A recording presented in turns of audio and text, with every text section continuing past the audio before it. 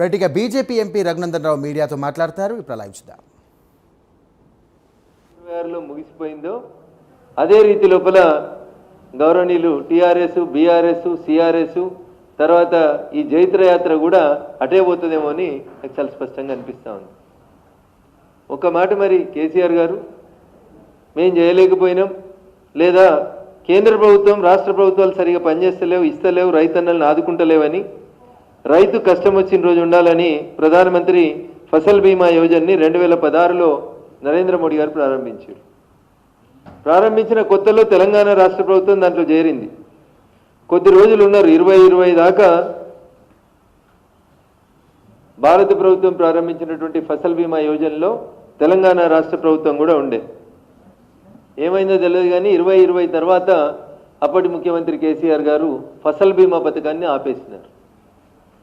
దాన్ని తర్వాత వచ్చినటువంటి రేవంత్ రెడ్డి గారి సర్కారు కూడా ఆ ఫసల్ బీమా పథకాన్ని ఆపేసి, అసలు ఇలా ఏం ఇన్సూరెన్స్ ఉందో కూడా రైతుకి ఏ పంట పోతే ఏ నష్టపరిహారం ఇస్తారనేది ఈ రోజు దాకా ఒక ఇన్సూరెన్స్ కూడా లేకుండా రైతన్నల్ని గాలికి వదిలేసినారు. ఇది ఈ రెండు పాలకుల యొక్క పొరపాటు వల్ల, కేసీఆర్ గారి వల్ల, తర్వాత వచ్చినటువంటి రేవంత్ రెడ్డి గారి 2.5 సంవత్సరాల పాలన వల్ల ఇప్పటికీ రైతులు తెలంగాణ రాష్ట్రంలో ఫసల్ బీమా లేక రకరకాలైనటువంటి అవస్థలు పడుతూ ఉన్నారు.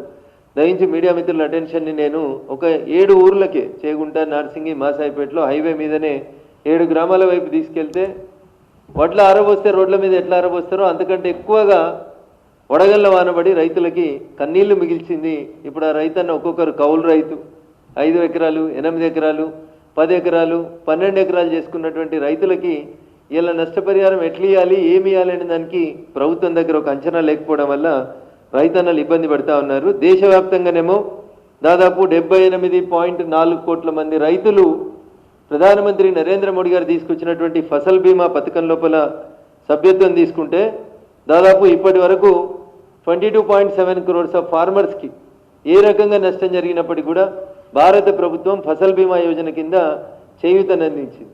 కానీ ఈ రాష్ట్రంలో పోయినసారి వరదలు వస్తే కొట్టుకుపోయిన పంటలకి ఈ రోజు దాకా అసలు ఏం లేకపోవడం అనేది బాధాకరమైనటువంటి విషయం. కేవలం 2 to 5% డబ్బులు కడితే రైతన్నలకి ఈ క్రాప్ ఇన్సూరెన్స్ ఫసల్ బీమా పథకం కింద లభించేది. రైతన్న బాగుండేటోడు. మాటలు చెప్పమంటే బాగా చెప్తారు కానీ చేతులకు వచ్చేసరికి ఏం లేదు. ఎద్దేడిచిన వ్యవసాయం, రైతు ఏడిచిన రాష్ట్రం బాగుపడదే అని చెప్తారు. కానీ ఇలా తెలంగాణలో అకాల వర్షాల వల్ల గత సీజన్లో జరిగిన, ఈ సీజన్లో జరిగిన అకాల వర్షాల వల్ల రైతన్న కష్టపడుతున్నాడు, నష్టపోయిండు.